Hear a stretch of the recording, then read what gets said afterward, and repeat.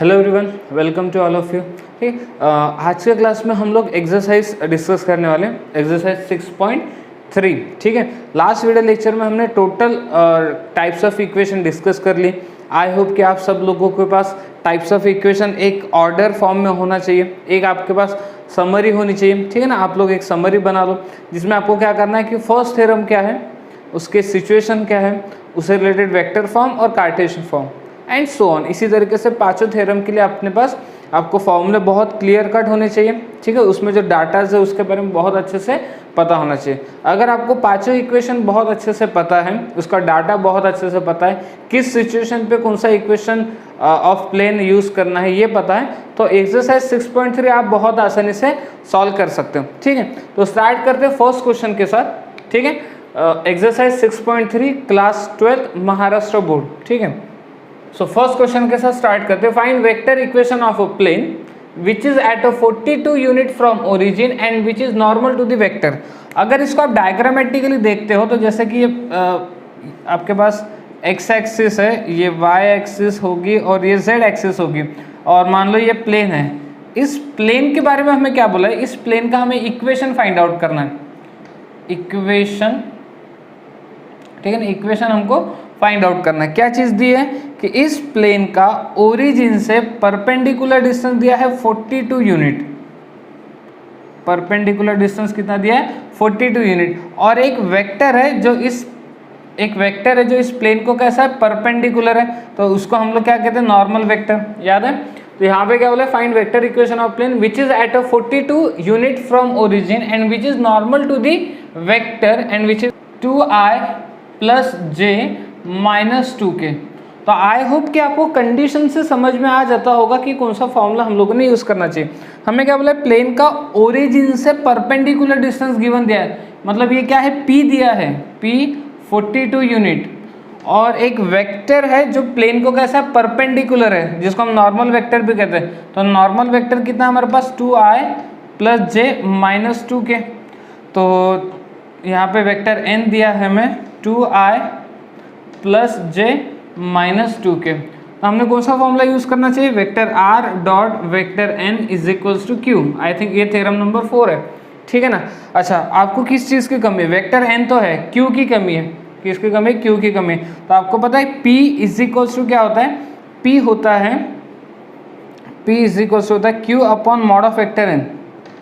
क्या होता है, p is equals to q upon mod of vector n। तो q इज इक्वल्स टू क्या हो जाएगा, p into mod of vector n हो जाएगा। सो q आप पता चल जाएगा आपको, q कितना आएगा, p into mod of vector n, p कितना है 42 इंटू मॉड कैसे निकालेंगे, वेक्टर n का मॉड, 2 का स्क्वायर 4 प्लस 1 का स्क्वायर 1 माइनस 2 का स्क्वायर 4, तो ये कितना हो जाएगा, ये हो जाएगा 3, 9 हो गया, 9 का स्क्वायर रूट 3 को 42 से मल्टीप्लाई किया तो कितना होगा, 126 हो जाएगा। कितना होगा, 126। क्यों पता चल गया, वेक्टर n ऑलरेडी है, तो vector equation of a plane, vector equation of a plane, तो फॉर्मूला क्या है, vector r dot vector n is equals to q। So vector r dot vector n, vector n क्या दिया हमें, 2i plus j minus 2k is equals to q। q कितना दिया है, 126। तो ये रहेगा हमारा vector equation of a plane.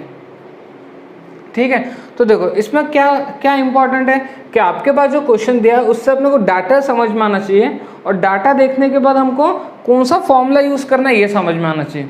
बस इतना करते आ गया तो आप ये एक्सरसाइज को बहुत आसानी से सॉल्व कर सकते हैं।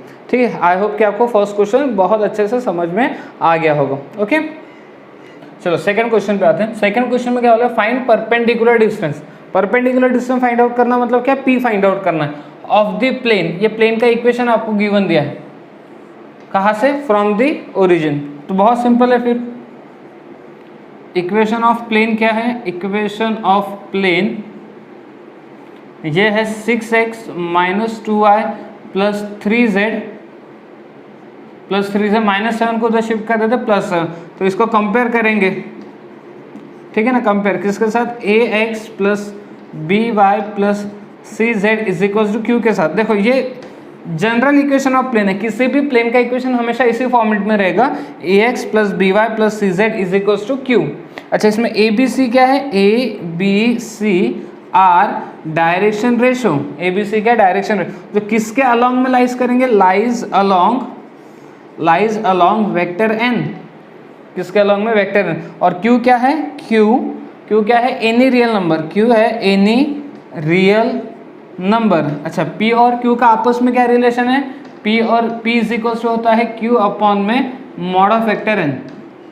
ठीक है, तो अब बात आती है कि अगर मुझे P फाइंड आउट करना है तो मुझे Q पता होना चाहिए। ठीक है, मैं कंपेयर करने के बाद मुझे A B C तो पता चल जाएगी।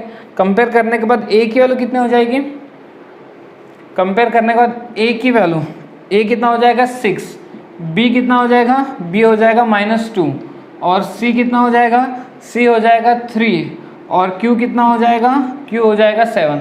अच्छा, ए बी सी क्या डायरेक्शन रेशो, किसके अलॉन्ग में लाई करते हैं, वेक्टर एन के, यानी कि वेक्टर एन तो आसानी से बता सकते हो, 6i - 2j + 3k। मेरे ख्याल से मॉड ऑफ वेक्टर एन भी अब आसानी से बता सकते हो, अंडर रूट में 6 का स्क्वायर 36 - 2 का स्क्वायर 4, 3 का स्क्वायर 9। तो जब आप इसको सॉल्व करोगे तो आपका आंसर कितना आ जाएगा, 7 आ जाएगा। कितना आ जाएगा, 7। चलो, मॉड ऑफ वेक्टर n निकल गया। अब बात करते हैं q, तो q भी हमारे पास ऑलरेडी है, मॉड ऑफ वेक्टर n भी निकल गया, तो p आप आसानी से बता सकते हो, q कितना 7 और मॉड ऑफ वेक्टर n कितना 7, तो 7 7 कैंसिल, तो 1 यूनिट। तो परपेंडिकुलर डिस्टेंस कितना आ गया, 1 यूनिट। ठीक है, तो देखो ये क्वेश्चन आपको कब कर देंगे, जब आपका थ्योरी पार्ट बहुत अच्छे से क्लियर हो। तो आपको मैं रिक्वेस्ट करूँ कि आप समरी बनाओ, ठीक है ना। समरी में क्या करना है कि फर्स्ट थ्योरम क्या है, उसके डायग्राम सोचो कि कैसे होगी, उसका डाटा सोचो और इक्वेशंस लिखो, ठीक है, और याद करो अच्छे से उसको। ओके, चलो नेक्स्ट क्वेश्चन को देखो।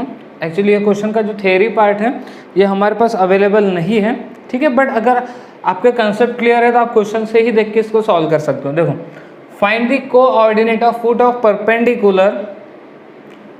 Perpendicular drawn from origin to the plane. मतलब क्या होगा, जैसे कि मान लो ये एक आधी प्लेन है, ये कोई प्लेन है, इस प्लेन का इक्वेशन कितना दिया, 2x + 6y - 3z = 63, और यहाँ कोई तो एक आधी पॉइंट है ओरिजिन। तो ओरिजिन से क्या किया ना, परपेंडिकुलर बना है, किस पे, प्लेन पे। मान लो वो पॉइंट है P, ठीक है, इसको मैं P पॉइंट, तो P के कोऑर्डिनेट हमको फाइंड आउट करना है, P के कोऑर्डिनेट हमको फाइंड आउट करना है। लेट्स से P के कोऑर्डिनेट है x1 y1 z1, P के कोऑर्डिनेट क्या है, x1 y1, O क्या है, ओरिजिन, तो ओरिजिन के कोऑर्डिनेट सबको पता ही है। तो क्या मैं वेक्टर OP फाइंड आउट कर सकता हूँ, बिल्कुल फाइंड आउट कर सकते हैं, P - O करना है सिंपली। तो x1 - I + y1 - j + z1 - k। अच्छा, किसी भी वेक्टर के अलॉन्ग में क्या होते हैं, डायरेक्शन रेशो, वेक्टर OP के अलॉन्ग में डायरेक्शन रेशो। तो मैं इसको A1 नाम देता हूँ कि ये A1 है x1, B1 है y1 और C1 है Z1। ठीक है, यहाँ तक बात समझ में आ गई। ओके, इस प्लेन का इक्वेशन हमें गिवन दिया है, इक्वेशन ऑफ प्लेन, ये क्या है, 2x + 6y - 3z = 63।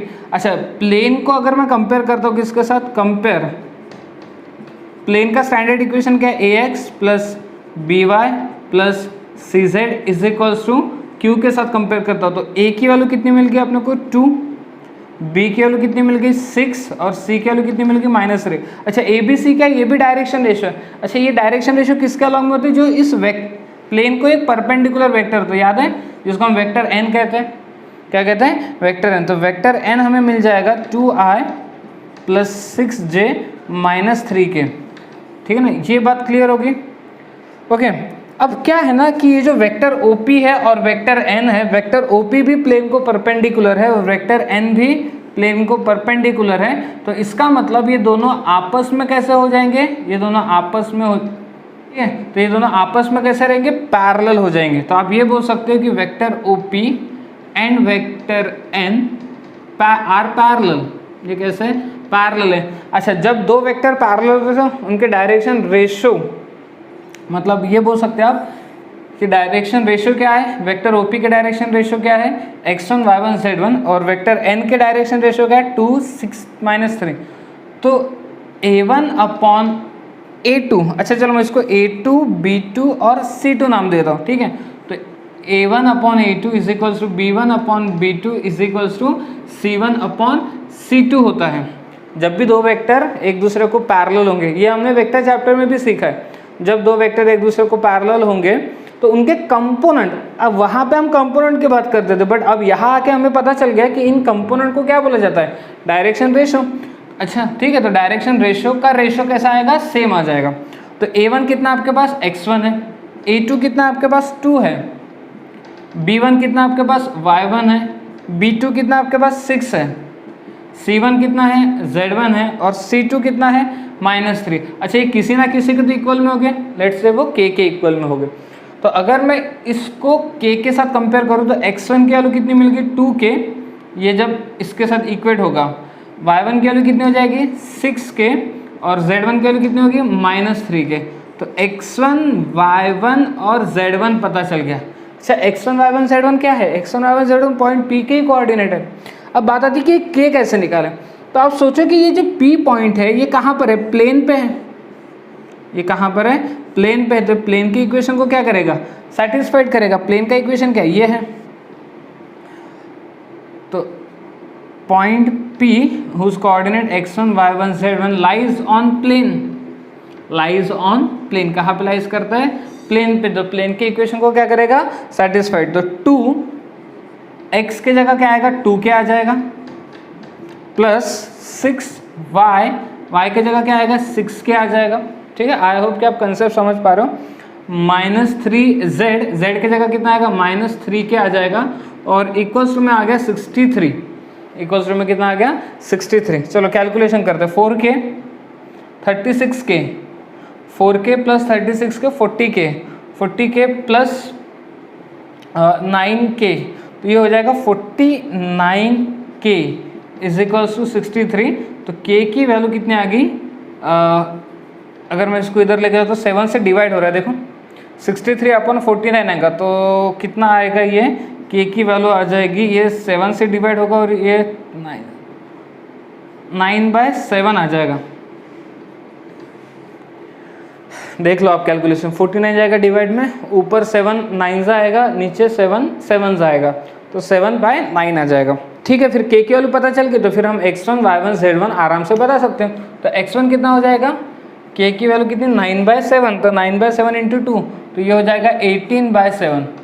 y1 की वैल्यू कितनी हो जाएगी, y1 6k, तो 6 मल्टीप्लाइड होगा, तो ये कितना देगा 6 9 54/7 और z1 की वैल्यू कितनी आएगी -27/3 आ जाएगा। तो p के कोऑर्डिनेट हमको फाइनली मिल गए 18/7, 54/7 और -27/7,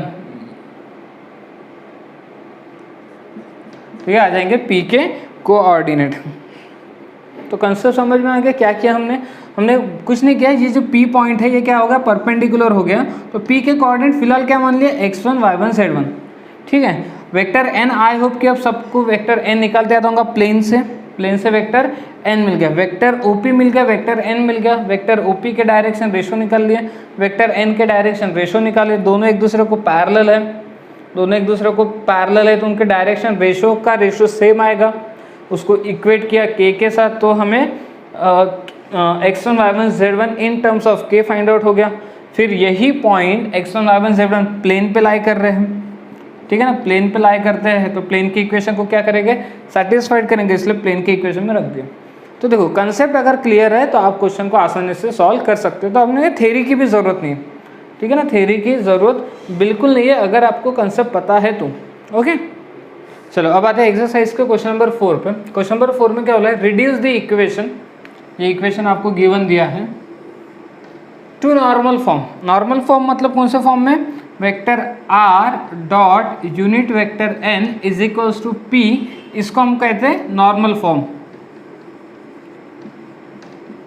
नॉर्मल फॉर्म, ठीक है। इस फॉर्म में कन्वर्ट करना है, मतलब जो हमें गिवन दिया होगा वो कौन सा फॉर्म होगा, फिर vector r dot vector n is equals to q, ये फॉर्म गिवन दिया है। तो अगर vector r dot 3i plus 4j plus 12k is equals to कितना 78। तो अगर मैं कंपेयर करूँ तो वेक्टर n की वैल्यू कितनी मिल जाएगी, वेक्टर n, क्योंकि देखो हमें ये फॉर्म फाइंड आउट करना है तो ऑब्वियसली कि ये जो गिवन दिया होगा वो ये फॉर्म होगा। तो वेक्टर n कितना हो जाएगा 3i plus 4j plus 12k, ठीक है, और q कितना हो जाएगा 78। तो मुझे क्या क्या निकालना होगा, यूनिट वेक्टर निकालना होगा और p निकालना होगा, दो चीज़ें निकालनी होगी, यूनिट वेक्टर और p। तो मैं मॉड ऑफ वेक्टर n तो निकाल ही सकता हूँ, मॉड ऑफ वेक्टर n 3 का स्क्वायर 9, 4 का स्क्वायर 16, 12 का स्क्वायर 144। तो कितना हो रहा है ये हो गया 169, ठीक है, यानी 13, ठीक है। चलो मॉड ऑफ वेक्टर n आ गया, q आ गया। तो यूनिट वेक्टर n बता सकते हो, ठीक है ना, यूनिट वेक्टर n कैसे निकालते याद है, वेक्टर n अपॉन में मॉड ऑफ वेक्टर n। अच्छा वेक्टर n कितना है हमारे पास 3i plus 4j plus 12k divided by mod of vector n कितना आ गया 13। तो यूनिट वेक्टर n पता चल गया, यूनिट वेक्टर n पता चला और p भी निकाल सकते हो। फिर आप p कैसे निकालते थे याद है, p निकालने का फॉर्मूला q अपॉन में मॉड ऑफ वेक्टर n होता था। q कितना आया था 78 अपॉन में 13, तो p की वैल्यू कितनी हो रही है, ये 78 अपॉन 13, 78 अपॉन 13 कितना होता है 6, ठीक है। तो p मिल गया हमें 6 यूनिट, ठीक है। तो मेरे ख्याल से अब आप ये vector r dot unit vector n is equals to p, जिसको हम नॉर्मल फॉर्म कहते हैं, वो बता सकते हो। Vector r dot unit vector n कितना आ गया था, इसको देखो 3/13i plus 4/13j plus 12/13k is equals to p कितना आ गया 6। तो नॉर्मल फॉर्म तो फाइंड आउट हो गया, ठीक है ना, नॉर्मल फॉर्म फाइंड आउट हो गया। तो ये तो reduce to convert normal form, चलो ये तो काम हो गया। फिर आगे क्या बोला, हेंस फाइंड पहला length of perpendicular distance of a plane from origin, मतलब क्या निकालना है p। तो p तो हमें पता ही है कितना 6 यूनिट, कितना 6 यूनिट। फिर दूसरे इसमें क्या बोला, डायरेक्शन कोसाइन। आपको याद है यूनिट वेक्टर के अलॉन्ग में डायरेक्शन कोसाइन होते हैं, यूनिट वेक्टर के अलॉन्ग में डायरेक्शन कोसाइन। तो ये यूनिट वेक्टर है, ठीक है, तो इसके अलॉन्ग में जो होंगे वो डायरेक्शन कोसाइन हो गए। एल कितना हो जाएगा 3/13, एल कितना हो गया 3/13, एल एम कितना हो जाएगा 4/13 और एन कितना होगा 12/13। तो ये सेकंड, ये फर्स्ट पार्ट और ये आपका सेकंड पार्ट, ठीक है ना। यूनिट वेक्टर के अलॉन्ग में डायरेक्शन कोसाइन होते हैं, याद है ना आपको, यूनिट वेक्टर के अलॉन्ग में डायरेक्शन कोसाइन, ठीक है। तो देखो ये भी कितना सिंपल था। तो एक्सरसाइज में बहुत सिंपल क्वेश्चन दिए, कंडीशन है कि आपको पांचों इक्वेशन बहुत अच्छे से आने चाहिए और उसके बारे में बहुत डिटेल में नॉलेज होना चाहिए। Okay, question number 5, find vector equation of plane passing through a point having position vector i plus j plus k and perpendicular to vector 4i plus 5j plus 6k। तो आपको condition देखने के बाद कुछ याद आना चाहिए कि वो क्या करना चाहते हैं, एक प्लेन है जो पॉइंट, एक पॉइंट से पास हो रहा है। आपको याद है पॉइंट ए से हम डिनोट करते थे और उसका पोजीशन वेक्टर लेते थे वेक्टर ए। मतलब ये जो हमारे पास गिवन है ये क्या है, वेक्टर ए गिवन है। वेक्टर ए कितना i plus j plus k and perpendicular to vector, और ये वेक्टर क्या है, और ये प्लेन क्या है, वेक्टर को परपेंडिकुलर, जिसको हम वेक्टर n से डिनोट करते थे। तो वेक्टर n कितना 4i plus 5j plus 6k।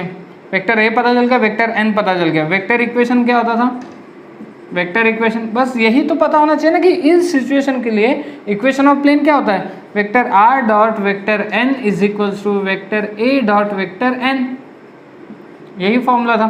सो vector r dot vector n कितना है 4i plus 5j plus 6k is equals to vector a और वेक्टर n का डॉट प्रोडक्ट, वेक्टर ए और वेक्टर n का डॉट प्रोडक्ट भी निकालते आना चाहिए। i का कंपोनेंट 1, i का कंपोनेंट 4, 1 इंटू 4 4 प्लस j का कंपोनेंट 1, j का कंपोनेंट 5, तो ये 5 हो जाएगा प्लस 6 हो जाएगा।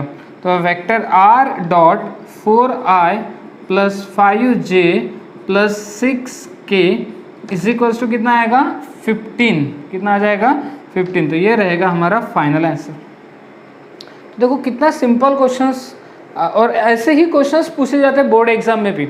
Next question, find Cartesian equation of plane passing through point -1 2 3, the direction ratio of normal are 0 to 5। कौन सा फॉर्म निकालना है, कार्टेशियन फॉर्म। बस कुछ भी नहीं है, बस फॉर्मूला याद होना चाहिए कि इस सिचुएशन के लिए कौन सा फॉर्मूला लगने वाला है। तो वो है कार्टेशियन इक्वेशन। कार्टेशियन इक्वेशन आपको पता है ये क्या है, एक प्लेन है जो एक पॉइंट से पास हो रहा है, उस पॉइंट के कोऑर्डिनेट -1 2 3 और इसको एक वेक्टर क्या है, नॉर्मल है। इस नॉर्मल वेक्टर के डायरेक्शन रेशियो यानी कि ए दिया है 0, बी दिया है 2, सी दिया है 5। Cartesian equation of a plane, formula याद करो, ठीक है ना। फॉर्मूला याद हो जाएंगे, ये बहुत आसान हो जाएगा आप लोगों के लिए। A x minus x1 plus b y minus y1 plus c z minus z1 is equals to 0। ये होता है ए बी सी क्या है, direction ratio. x1 y1 z1 क्या है, पॉइंट जहाँ से प्लेन क्या हो रहा है, पास हो रहा है। तो बस वैल्यूज को रख दो। ए कितना है आपके पास 0, x माइनस x1 कितना है -1 +1 हो गया, प्लस बी कितना है आपके पास 2, सो y माइनस y1 कितना है 2 प्लस सी कितना है आपके पास 5, z माइनस z1 कितना है 3 इज इक्वल्स टू 0। तो ये तो 0 हो जाएगा, 2 से मल्टीप्लाई करने पे 2y माइनस 4 आएगा, 5 से मल्टीप्लाई करने पे 5z minus 15 is equals to 0। तो 2y प्लस 5z ये कितना हो गया -19 इज इक्वल्स टू 0। तो ये आएगा आपका इक्वेशन ऑफ प्लेन, ये आ जाएगा इक्वेशन ऑफ प्लेन। बस बात खत्म। तो क्या करना है, कुछ नहीं, डाटा दिया है, उस डाटे के अकॉर्डिंग क्या सिचुएशन रही होगी और उस सिचुएशन के हिसाब से कौन सा प्लेन का इक्वेशन यूज़ करना है, ये समझ में आ जाना चाहिए। तो ये आपके लिए बहुत आसान चैप्टर है, ठीक है ना। ओके चलो क्वेश्चन नंबर 7 पे आते हैं। क्वेश्चन नंबर 7 में क्या बोला, find the Cartesian equation of plane passing through point A and parallel to XY plane, ठीक है, पैरेलल टू XY प्लेन। अब बात को समझो कि अगर कोई चीज़ XY प्लेन को पैरेलल होगी, इसका मतलब वो Z एक्सिस को कैसे होगी, परपेंडिकुलर होगी।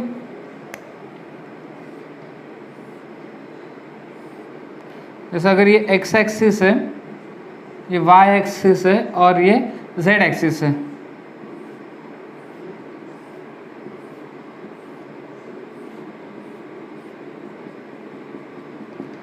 ठीक है। ये कौन सा प्लेन हो गया, ये हो गया XY प्लेन। तो अगर कोई जैसे मान लो, ठीक है, ये एक प्लेन है जो XY प्लेन को पैरेलल है, मतलब वो Z एक्सिस को कैसा रहेगा, परपेंडिकुलर। Z एक्सिस को कैसा रहेगा, परपेंडिकुलर। अब ये कंसेप्ट का यूज़ हमें किस लिए ज़रूरत गिरेगी, ठीक है ना, इस कंसेप्ट की किस लिए ज़रूरत गिरने वाली, क्योंकि आप समझ पा रहे होंगे find the Cartesian equation of plane passing through the point. यहाँ पे एक प्लेन है जो एक पॉइंट से पास हो रहा है, ये बोला गया, और वो XY प्लेन को कैसा है, पैरेलल है। XY प्लेन को कैसा है, पैरेलल है। तो इसका मतलब required plane perpendicular to Z axis, जो रिक्वायर्ड प्लेन है वो Z एक्सिस को कैसा होगा, परपेंडिकुलर होगा। आई होप कि ये जो पॉइंट है ये समझ में आया होगा आप लोगों को, क्योंकि अगर कोई प्लेन XY प्लेन को पैरेलल है तो वो Z एक्सिस को कैसा होगा, तो Z एक्सिस को परपेंडिकुलर होगा, या ऐसा बोल सकते हैं हम लोग कि Z एक्सिस प्लेन को परपेंडिकुलर है। बात तो एक ही है, कोई प्लेन Z एक्सिस को परपेंडिकुलर होगा या Z एक्सिस प्लेन को परपेंडिकुलर होगा, एक ही बात है। अच्छा, जो प्लेन को परपेंडिकुलर होते हैं ना उसको हम लोग नॉर्मल वेक्टर कहते हैं, याद है। जो भी लाइन या जो भी वेक्टर प्लेन को परपेंडिकुलर होता है उसको हम लोग क्या कहते हैं, नॉर्मल कहते हैं, नॉर्मल वेक्टर। तो इसका मतलब Z एक्सिस प्लेन को कैसे है, परपेंडिकुलर है। ये भी बोल सकते हैं that is Z axis perpendicular to required plane, ठीक है। ऊपर की लाइन और नीचे की लाइन एक ही मतलब हो गई। तो अब मुझे बताओ कि Z एक्सिस के डायरेक्शन रेशियो क्या होते हैं, direction ratio of Z axis, direction ratio of Z axis. Z axis के डायरेक्शन रेशियो क्या होते हैं, ये होता है 0 0 1। Z एक्सिस के डायरेक्शन रेशियो क्या होते हैं, 0 0 1। अब ये कैसे आते हैं ना, ये आपके लिए काम है, ये काम आपके लिए। मैंने 3D चैप्टर आपको ऑलरेडी पढ़ा दिया है, 3 डायमेंशनल ज्योमेट्री, उसी में ना कहीं आपको ये मिल जाएगा। तो इतना तो आप सर्च करो, ठीक है ना, ऑलरेडी ये कंसेप्ट मैंने पढ़ा के रखा है। तो direction ratio of Z axis कितना, 0 0 1। तो बस डायरेक्शन रेशियो पता चल गया किसका, जो प्लेन को कैसा परपेंडिकुलर है।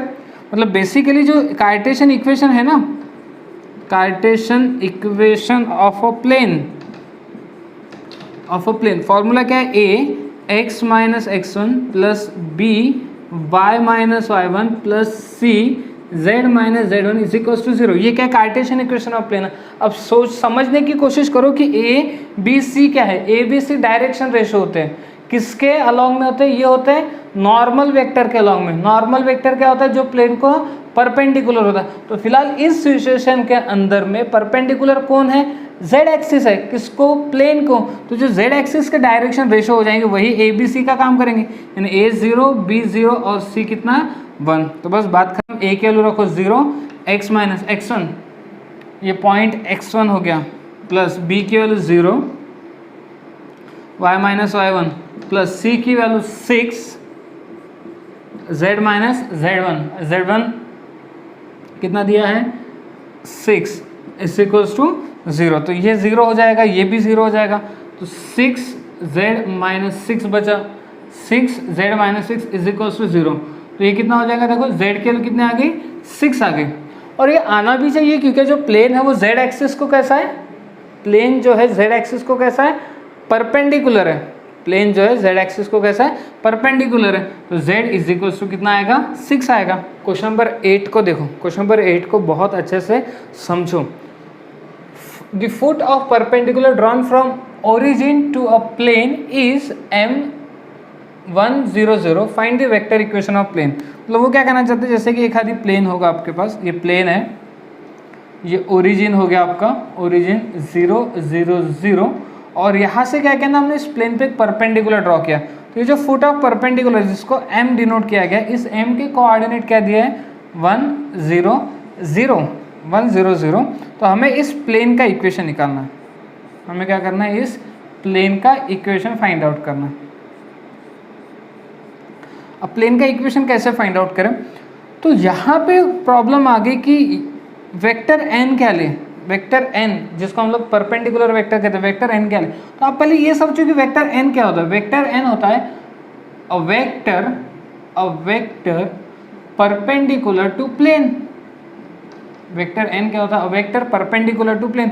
तो क्या मैं ये नहीं बोल सकता हूँ कि वेक्टर om जो है, वेक्टर om, ये देखो वेक्टर om, ये भी तो परपेंडिकुलर ही है, परपेंडिकुलर टू प्लेन ही है। इसका मतलब वेक्टर om को ही मैं वेक्टर n बोल सकता हूँ, क्योंकि वेक्टर n वो चीज़ होती है जो प्लेन को परपेंडिकुलर होती है। और इस ओवरऑल सिचुएशन में मुझे प्लेन को परपेंडिकुलर कौन दिख रहा है, वेक्टर n दिख रहा है। ठीक है, अच्छा ये पॉइंट m कहाँ पर है, ये पॉइंट m है प्लेन पे। तो क्या मैं ये बोल सकता हूँ ये जो प्लेन है पॉइंट m से ही पास हो रहा है, बोल सकता हूँ ये जो पॉइंट है ये कहाँ, ये जो प्लेन है कौन से पॉइंट से पास हो रहा है, m पॉइंट से पास हो रहा है। तो आप रिलेट कर पा रहे हो चीज़ों को। तो ये पॉइंट a ही है बेसिकली, 1 0 0। याद है हम लोग जनरल सिचुएशन क्या कहते हैं, जनरल सिचुएशन ये कहते हैं कि एक प्लेन है, एक पॉइंट a से पास हो रहा है, एक वेक्टर n क्या है, परपेंडिकुलर है। बट यहाँ दो अलग अलग चीज़ें होती हैं। बट इस क्वेश्चन के अंदर दो अलग अलग चीज़ें नहीं है, एक ही चीज़ में हमें दो चीज़ें ढूंढनी है। एक ही चीज़ के अंदर हमें दो चीज़ें ढूंढनी है। वो क्या है, वेक्टर n ये हो गया, ये वेक्टर n हो गया, और ये वो पॉइंट है जहाँ से प्लेन क्या हो रहा है, पास हो रहा है। तो मैं इसको a भी बोल सकता हूँ कि ये तो हम लोग a लेते थे, तो a आ गया आपका 1 0 0। तो वेक्टर a बता सकते हो, वेक्टर a कितना हो जाएगा i। वेक्टर n पता चल गया, वेक्टर n बता सकते हो ना, वेक्टर n कितना हो जाएगा। वेक्टर om कैसे निकालेंगे, 1 - 0 1, यानी ये भी i आएगा। तो वेक्टर n भी i आ गया, वेक्टर a भी i आ गया। तो वेक्टर इक्वेशन क्या होता है, वेक्टर इक्वेशन होता है vector r dot vector n is equals to vector a dot vector n। So vector r dot vector n मतलब i है, is equals to vector a dot vector n, vector a और vector n का dot product, i component 1 i component 1 वेक्टर r dot i is equals to 1। ये रहेगा हमारा vector equation of plane. क्या रहेगा, वेक्टर इक्वेशन ऑफ प्लेन। तो concept clear हो गया सबका। यहाँ पे देखो, तो देखो वो क्या करेंगे, इतना भी सीधा सीधा क्वेश्चन तो दे नहीं देंगे आपको, ठीक है, कुछ ना थोड़ा बहुत ट्विस्ट करके आपको क्वेश्चन देंगे। और अगर आपका कंसेप्ट क्लियर है तो आप वैसे क्वेश्चंस भी आसानी से सॉल्व कर सकते हो। ठीक है ना, बात क्लियर होगी इसको देखने के बाद। ओके ठीक है। अच्छा क्वेश्चन नंबर 9 को सॉल्व करने से पहले एक बार मैं आपको थ्योरम नंबर 2 फिर से रिकॉल करा देता हूँ। थ्योरम नंबर 2 की सिचुएशन क्या थी कि हमारे पास एक प्लेन होता था, ये एक प्लेन है जो एक पॉइंट ए से पास हो रहा है जिसका पोजीशन वेक्टर वेक्टर ए था, और अगर आपको याद होंगे तो इसको हम दो वेक्टर पैरेलल लेते थे। दो वेक्टर कैसे हैं? पैरेलल, जिसको हम वेक्टर बी और वेक्टर सी से दिखाते हैं। तो एक प्लेन होता है जो एक पॉइंट से पास होता है और उसको दो वेक्टर क्या होते हैं? पैरेलल होते हैं। तो इसका वेक्टर फॉर्म क्या होता है? इसका वेक्टर फॉर्म आपको याद होना चाहिए। वेक्टर फॉर्म होता है vector R dot vector B cross vector C is equals to vector A dot vector B cross vector C. ये वेक्टर फॉर्म, इसी का कार्टेशियन फॉर्म, कार्टेशियन फॉर्म क्या होता है? x minus x1 y minus y1 z minus z1 a1 b1 c1 a2 b2 c2 is equals to 0। अच्छा, ये क्या है? a के कोऑर्डिनेट को हम लोग x1 y1 z1 से दिखाते हैं। वेक्टर b के अलॉन्ग में डायरेक्शन रेशो होते हैं a1i plus b1j plus c1 के, और वेक्टर c के अलॉन्ग में डायरेक्शन रेशो होते थे a2i plus b2j plus c2 के। ठीक है। अच्छा, एक चीज़ आपको और इसमें ऐड करनी, वो मेरे से मिस हो गई थी जब मैंने इसका थ्योरी पार्ट सिखाया था। तो अभी के लिए आप वो ध्यान रखो कि पैरामेट्रिक फॉर्म, इसका एक पैरामेट्रिक फॉर्म भी है। ठीक है ना? पैरामेट्रिक फॉर्म क्या होता है? Vector R is equals to vector A plus lambda vector B plus mu vector C. ये पैरामेट्रिक फॉर्म है। ठीक है। तो पांच जो थ्योरम हमने सीखे हैं उसमें पहले थ्योरम में सिर्फ दो ही फॉर्म है, वेक्टर फॉर्म, कार्टेशियन फॉर्म। लेकिन जो सेकंड थ्योरम है उसमें तीन फॉर्म हमारे टेक्स्ट बुक में अवेलेबल है। हालांकि हर जो इक्वेशन है उसके तीन फॉर्म होते हैं, एक कार्टेशियन फॉर्म, एक वेक्टर फॉर्म, एक पैरामेट्रिक फॉर्म। बट हमारे सिलेबस में सिर्फ यही एक ऐसा थ्योरम है, मतलब थ्योरम नंबर 2 ही एक ऐसा है जिसका पैरामेट्रिक फॉर्म का भी बारे में डिस्कस किया गया है। ठीक है। तो पैरामेट्रिक फॉर्म आप याद रखो कि vector R is equals to vector A plus lambda vector B plus mu vector C. Vector A पता ही है, वेक्टर ए क्या है? उस पॉइंट का पोजीशन वेक्टर जहाँ से प्लेन पास हो रहा है। लैम्बडा और म्यू क्या है? Scalar constant. वेक्टर बी और वेक्टर सी क्या है? वेक्टर बी और वेक्टर सी है पैरेलल वेक्टर। ठीक है। तो जो लोग नोट्स बना रहे होंगे, नोट्स में ये चीज़ ऐड कर लेना, कौन से थ्योरम नंबर 2 के अंदर? Parametric form. ठीक है ना? बात क्लियर होगी? ओके। सो चलो अब क्वेश्चन नंबर 9 करते हैं। फिर find vector equation of plane passing through the point A and parallel to the vector 4i minus J plus 3k and i plus J plus के।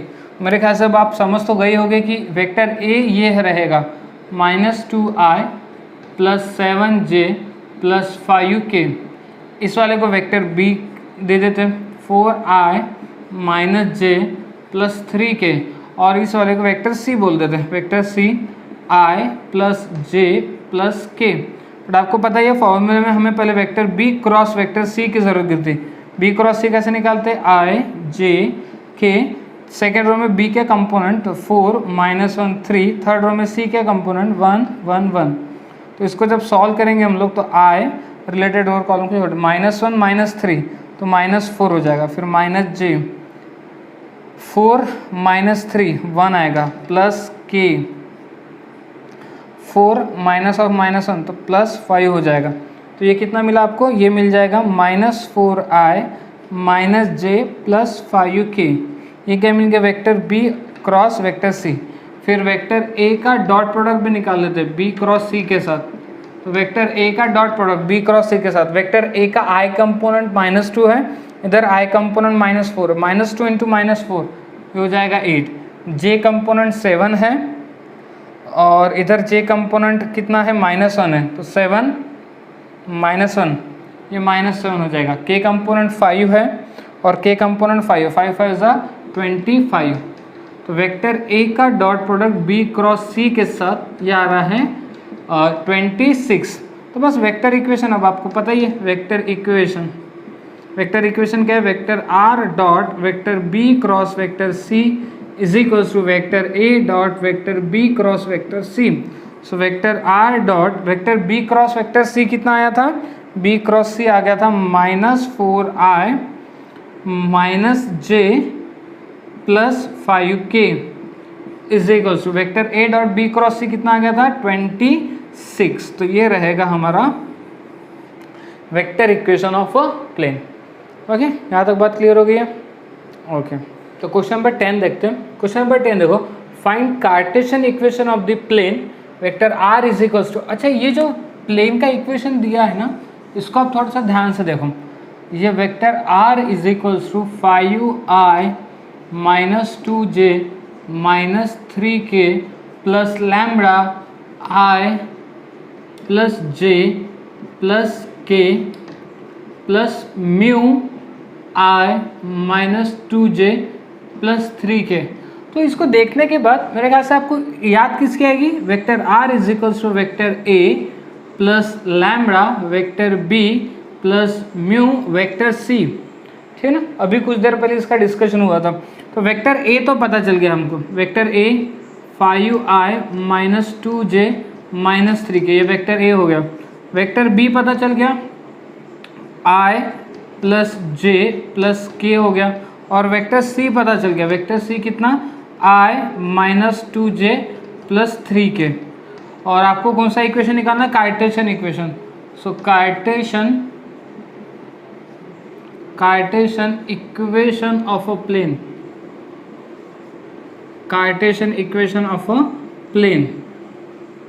सो कार्टेशियन इक्वेशन क्या होता है, x minus x1 y minus y1 z minus z1 a1 b1 c1 a2 b2 c2 0।